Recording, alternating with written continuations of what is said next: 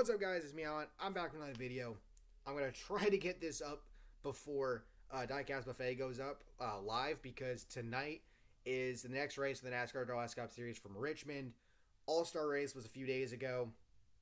I've been meaning to do this video since then, so it's better late than never. But this is the mid-season race review, or mid-season review, I should say, for Season 4 of the NASCAR Duralast Cup Series. And my God, do we have a lot to talk about, not just from the races, but also from some recent news. And if you saw the race preview that he uploaded earlier, a couple of debuts, sort of, kind of. We'll get to that later. But make sure to go subscribe to his channel. I'll leave a link in the description below. Also, make sure to like and subscribe to my channel. I'd appreciate that. And let's go ahead and let's jump into this. So, Season 4, once again, kicked off with the duels. And the duels were pretty freaking good. There were some surprising names that did not make the field. And that's part of the fact that they didn't get enough points last year to stay as like not necessarily a charter team, but to be locked in on points. They had to race in every race. And some of them have had worse luck than others with that. There were some driver changes, with guys retiring, guys like, Boyer, Jimmy Johnson, for example, guys moving around and whatnot. And so we head into the Daytona 500, the duels set up for what the race would be. And Daytona, all three restrictor plate races that have happened through the first 6 races, okay, because Daytona, and we've had 2 Talladegas. And that's another thing, too. This was originally supposed to be like a 12 or 13 race season. I think 12. But it ended up getting bumped up to 14 thanks to other fans of the series and them wanting to, quote-unquote, sponsor races and add more races to the schedule. And, of course, he obliged. So, you'll love to see it. So, the Daytona 500, only 15 cars survived. 15. And Chase Elliott got the W, something that he almost did in real life this past season, but we all know what happened. Michael McDowell was the leader when the lights came on for the caution to end the race. End of story. And speaking of, he ended up finishing 3rd in this Daytona 500, so not that far off. But yeah, so Elliott took the early, points lead, but that would not last long. We go to Rockingham, which makes it series debut. Kyle Busch grabs the W, and he grabs the points lead, with Elliott finishing all the way back in 34th. Only 5 guys DNF'd in this race. Not that big a deal, but still. So, Kyle Busch takes the early points lead. And it's another thing, too, is, as you see, it feels, I'm going to mention names like J.J. Yaley, Elliot Sadler, Michael McDowell, Justin Haley, being up in the top 10 or so in points, and you'd be like, how the fuck is that possible? It's possible because Duralast Cup Series. It's random as fuck. But anyway, so we go to Bristol, and Kyle Larson gets the win there. Something to note, beating out Kyle Busch, by the way. The thing to note here is that Kyle Larson in the first 2 races didn't have his own car. And the way this works is, if Diecastbuffet doesn't have a diecast of a driver, at the time that he's doing a race, a few drivers did not have the diecasts in at the time of the Daytona 500 and the duels. Basically, you either don't race, or he has you in a different car until he can get your car, so to speak. Kyle Larson, his diecast wasn't out yet. So, at the time of the Daytona 500, and another thing to mention is the fact that these don't happen in consecutive weeks, usually. They happen, over time. So, you have a race here, and then a little bit of a break, and then another race, and then another little break, which helps to get diecasts in and things like that. But he raced the first 2 races in the custom 33 car that Diecastbuffet had made for Ryan Truex, the Bang Energy one. Once Larson got the 5 car, or his 5 car, Truex would have that ride until the Austin-centric 33 car came in. And when that came in, which we'll get to later, the Truex 33 would be retired. And there's another couple of drivers where this was a similar situation, and we'll come back to that momentarily. So he was actually the last guy to DNF at Daytona, so he finished 16th. And then he finished 35th, the last guy not to DNF at Rockingham. And then, like I said, the 5 car comes in, brand new car. He takes it to the win at Bristol. Then we go to the first of the 2 Talladega races. Only 19 cars survived. Kyle Busch finished 16th. Kyle Larson finished 13th. And Andrew Keeton got the victory with Ryan Blaney finishing 2nd. So Blaney has gotten off to a bit of a hot start as well. He finished 4th in the 500. He finished 5th at Rockingham. Bristol happened, and he DNF'd. So that's been the one blemish on his season so far. But then again, Talladega, the first one, he finishes 2nd. Then we go to Darlington, and he finishes 15th. And then we go to the second Talladega race, and he wins with Kyle Larson finishing right behind him. And in that race, Kyle Busch DNF'd. So Kyle Busch has basically had the points lead from Rockingham through entering the second Talladega race. And then he lost. Well, he still has it, but his first DNF of the season closed up the gap significantly to where he's only up 15 points on current second place sitter Ryan Blaney, with Larson back in third behind by about 80 points. Whereas the week before, when Austin Dillon won Darlington, if only that happened in the first round of the playoffs last year, 2020, but we'll get to that. Or not really, but you know what I mean. Whereas coming out of Darlington, Busch had like a over 100 point lead at least over Justin Haley, who was second. So, yeah. But whereas Larson has had success now that he has his new car, Bubba Wallace hasn't. And I bring him up because he started the season in a custom number 45 car, which was made for John Hunter Nemechek. As Diecastbuffet explained to open the season, Wallace would run the 45 until the 23 car came in, and then Nemechek would get the 45. We will come back to that later.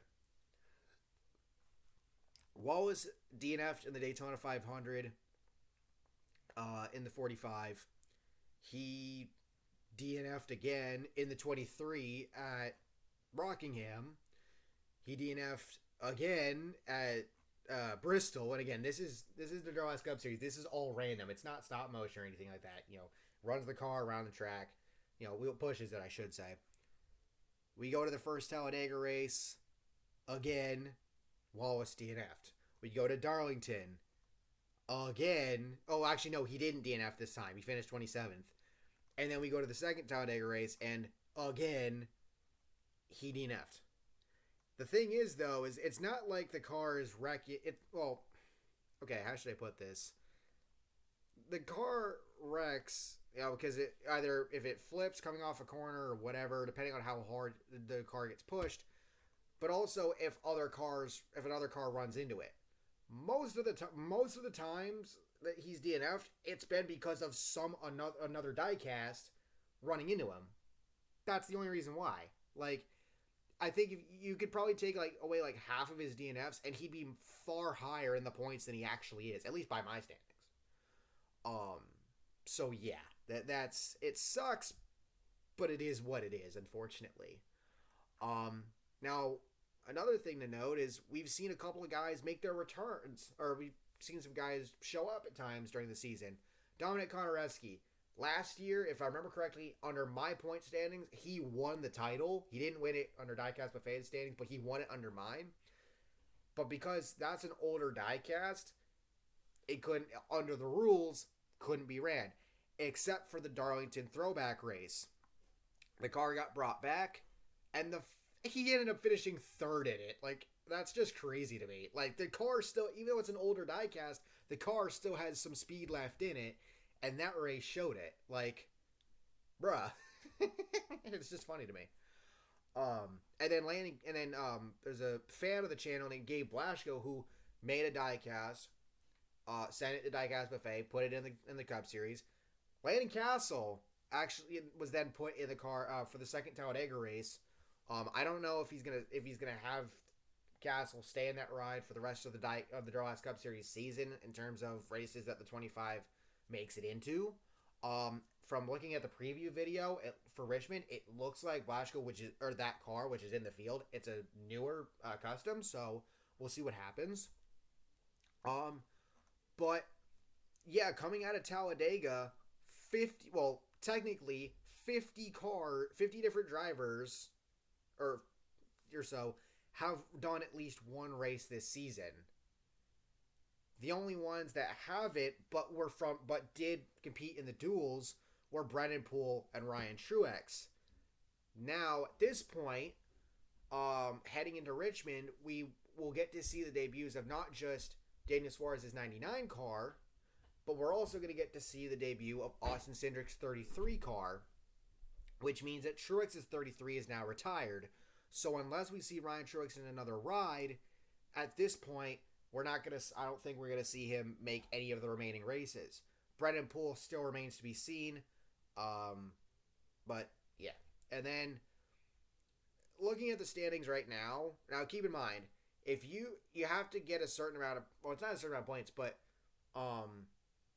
if you in order to stay locked in, and not be an open driver, quote unquote, you have to be within a certain level of points, whatnot. I think it's like top 30, because even though the top 10 finishers under Diecastbuffet's rules only get points, anything can happen, so a lot of guys can get those points, and it just goes from there. But if you look at my point standings and the way that I have it, there are some guys that are struggling this year, partly due to the fact that they are open cars and are not locked into every race. I'm looking at you, Anthony Alfredo. I'm looking at you, Chris Buescher. Freaking Eric Almirola, Ryan Preece. Well, some of them might be, some of them might not be. It just depends on how they do. But either way, Joey Logano's another one who's an open driver. He missed one race and has done all the other ones, and he's DNF'd like 4 times. William Byron has struggled this year. Ryan Newman has struggled this year. Matt Benedetto's another one that struggled this year. Wallace, like I mentioned. A lot of guys that are just struggling this year. Tyler Reddick's been open car this season. He's had 2 DNRs, and he's like 30th in points above some of these other guys. Christopher Bell, Kevin Harvick, Kurt Busch, Ross Chastain. Guys are just struggling right now. I mean, hell, Chase Elliott, the Daytona 500 winner, he has that win. He's DNF'd 3 times, and he's 18th in points. Like, are you shitting me right now? That's how random this is. And right now, as it stands, like I said, Kyle Busch number 1, Blaney 2nd, Larson 3rd, Justin Haley's currently 4th right now. JJ Yeley in the 54 car, yes, that is a Rick Ware car.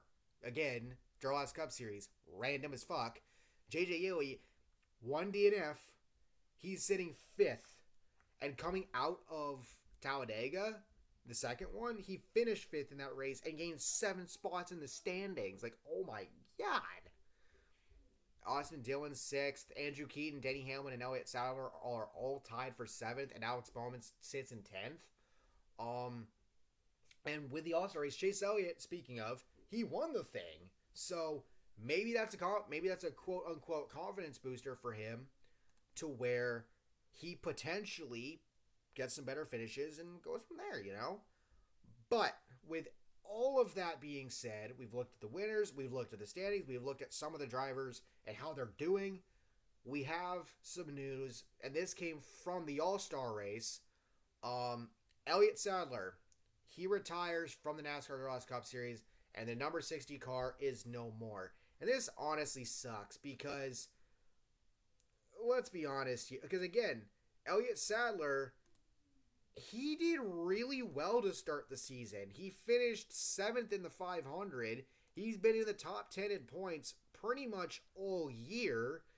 And now he DNF'd in the second Talladega race. And I guess sort of the joke here would be that whatever crash he had, if this was like real life, that crash basically forced him to retire, I guess you could say. So that's really the only plausible answer I can give you. But it does suck to see, because if he could continue rattling off consistent finishes and have other guys fall out, you never know. Maybe he could have won the title. We'll see, though. Starcom Racing shuts down the Double Zero. Obviously, that's what happened in real life after the 2021 season. So Quinn Houff, he's out of a ride, and that also sucks because he was sitting just outside the top 15 in points after the second Talladega race, and the dude won Talladega last season. Like, yeah, that did happen. It's crazy to me. Other bits of news to note: Kurt Busch out of the number one car. This is going to be happening after tonight's race at Richmond. He's going to go over to the 23XI 45 car to replace John Hunter Nemechek. And Ganassi will fold that number one team and transfer their top 30 in points charter, quote unquote, to Ross Chastain's 42 car for the remainder of the season. So that's another thing to note. So tonight's Richmond race will be the last time you'll see that Kurt Busch in the one car. The one car will be done, and Ross Chastain basically gets that top 30, lock-in spot from him, because the 45 doesn't have that, or whatever. And then, of course, that's going to play into changes for next season, assuming that Garrett, aka Diecastbuffet, does do a season 5. Please do. With the fact that Chastain's will then take the one car with him to Trackhouse like he is going to be doing in real life, and obviously Kurt Busch being in the 45 with 23XI because that's where he's signed with for next season. So there's a lot of moving parts going on, and as I mentioned before, we will finally get to see Daniel Suarez compete in a race now that the 99 car is in Diecastbuffet's collection. He'll be running the iFly sponsored car in tonight's race, and then also, like I said, Cindric's 33 car from the real-life Daytona race, that is in his collection as well, so we'll get to see that, along with a new-look 25 car. Question is, will Blasco be in it? Will Castle be in it? Will somebody else be in it? And for guys like Houff and for Hunter Nemechek, we'll see what Garrett decides to do with them, if they get another ride, if they don't, who knows? But with all of that being said, thank you all for watching. I hope you all enjoyed. Once again, link in the description below. Check out Diecastbuffet's channel and check out the race tonight. And if you do, and you come back to it later, you'll probably see me in the comments talking about my standings and all that stuff. Thank you all for watching. Hope you all enjoyed. Make sure to like and subscribe to the channel for more videos. I'll catch y'all next time. Peace.